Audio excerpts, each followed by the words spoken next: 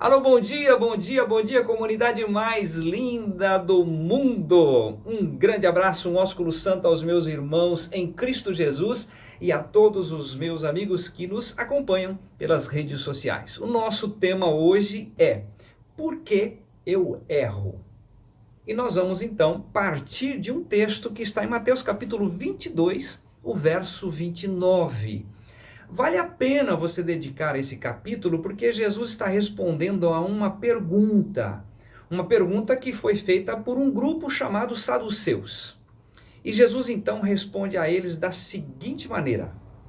Mateus 22, 29, Jesus, porém, respondendo, disse-lhes: errais, não conhecendo as Escrituras e nem o poder de Deus. Por que nós erramos? Por que você erra? Por que eu erro? Porque os saduceus estavam errando. E aí o Senhor Jesus Cristo respondeu a eles e responde a nós também nos dias de hoje. Por que eu erro? A palavra diz por dois motivos. O primeiro deles é não conhecendo as Escrituras. E o segundo é e nem o poder de Deus. São duas coisas que o homem, corre o risco então de errar. Ele vai errar desconhecendo esses fatos. Então eu convido você a abrir agora a sua Bíblia em 2 Timóteo capítulo 3, os versos 16 e 17, onde ali nos mostra um pouco, uma porção da Escritura. Lembrando que o que é a Escritura? A Escritura é a Bíblia, desde Gênesis ao Apocalipse. Ali é um compêndio de vários livros, onde mostra exatamente como que o ser humano nasce, qual é o projeto de Deus para o ser humano, por que o Senhor Jesus Cristo veio a esse mundo, por que ele foi à cruz, e fala também da sua volta.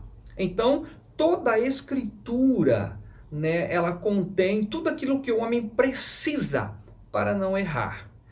E aqui, em 2 Timóteo, Paulo escrevendo ao seu filho Timóteo, ele mostra em 2 Timóteo 3, 16 e 17 da seguinte maneira: toda a Escritura divinamente inspirada é proveitosa para ensinar, para redarguir, para corrigir, para instruir em justiça, para que o homem de Deus seja perfeito e perfeitamente instruído para toda boa obra.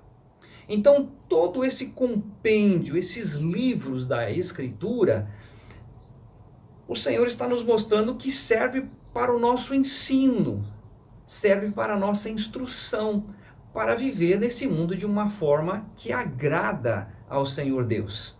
Então, ele está falando aos saduceus: vocês estão errando porque vocês desconhecem, vocês não conhecem a Escritura. E o segundo motivo, ou a segunda razão pelo qual eles estavam errando, é que o poder de Deus. Eles não conhecem as Escrituras e nem o poder de Deus. O poder de Deus, embora nós já ouvimos várias vezes, Deus pode fazer infinitamente mais, além daquilo que pedimos ou pensamos. O poder de Deus é conhecido, o Todo-Poderoso, aquele que criou todas as coisas, sustenta todas as coisas pela palavra do seu poder. Mas existe um poder específico que Deus mostra na sua palavra, que é no sentido de salvar o homem, resgatar o homem, libertar o homem. E é sobre este assunto que eu queria também abordar com você hoje. Jesus Cristo, ele deixou uma ordem aos seus discípulos, uma única mensagem. Toda a Escritura contém a palavra de Deus, mas para a salvação do homem, ele deixa uma palavra única, para que você possa ouvir e crer e ser totalmente transformado pela graça de Deus. Esse texto está em Marcos capítulo 16, o versículo 15, onde o Senhor Jesus disse assim: ide por todo mundo e pregai o evangelho a toda criatura. Agora a pergunta que eu faço a você é esta: você sabe o que significa evangelho? Muitas pessoas que vieram de uma denominação cristã, ali a base, né, foi nos ensinado. O evangelho são as boas notícias, boas novas de salvação.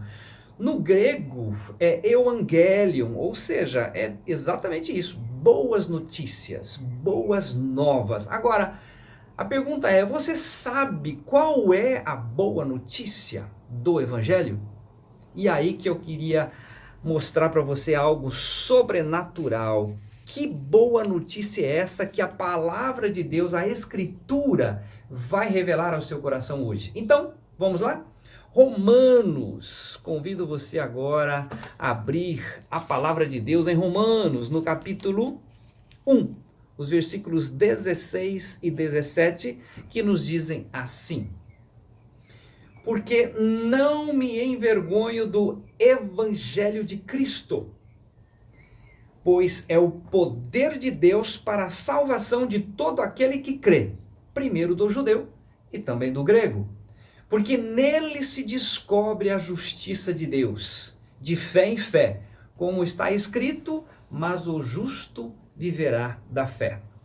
Por que o Senhor Jesus Cristo deu a ordem aos seus discípulos: ide por todo o mundo e pregai o evangelho a toda criatura? Porque ele sabia que o evangelho é o poder de Deus. O evangelho é aquilo que transforma o homem. O evangelho é aquela boa notícia que o homem precisa saber. Você pode ter todas as informações dentro desse compêndio, a escritura, as boas maneiras, tudo que Jesus realizou, tudo que os profetas ensinaram, mas para a sua salvação, para a minha salvação, é específico, é o poder de Deus, é o evangelho. Então, repetindo, Romanos 1,16 diz assim: porque não me envergonho do evangelho de Cristo, pois é o poder de Deus para a salvação de todo aquele que crê. Então, queria compartilhar com você hoje. Qual é a boa notícia? A boa notícia é o seguinte: Jesus morreu. Ele foi lá na cruz e ali ele foi crucificado. Pela Escritura como um todo, ela nos ensina o seguinte: por que Jesus Cristo veio? João 1,29 vai dizer: eis o Cordeiro de Deus que tira o pecado do mundo. Em Mateus 1,21, quando o anjo Gabriel diz à Virgem Maria, ele diz: e ele salvará o seu povo dos seus pecados. O mesmo Senhor Jesus Cristo dizendo a Zaqueu, em Lucas capítulo 19, ele diz o seguinte: eu vim buscar e salvar o que se havia perdido. Isso está em Lucas 19, verso 10. Também ele vai nos mostrar em João 10:10, o ladrão vem para roubar, senão para roubar, matar e destruir. Eu vim para que tenham vida e a tenham com abundância. Então, em todo esse compêndio vai mostrar o porquê que ele veio. E ele veio exatamente para fazer algo sobrenatural, essa boa notícia. Então ele vai à cruz, ele morre. Por que ele morre? Porque Romanos 6,23 vai mostrar o motivo pelo qual, onde ele diz assim: porque o salário do pecado é a morte, mas o dom gratuito de Deus é a vida eterna em Cristo Jesus. Então, ele pagou um preço que eu não podia pagar, você não podia pagar, mas ele vem e vai à cruz. E quando ele vai naquela cruz, o que acontece? Em João 12,32 ele diz assim: e eu, quando for levantado da terra, todos atrairei a mim mesmo. Ele me atrai, ele te atrai. Então, qual é a boa notícia que eu tenho para você hoje?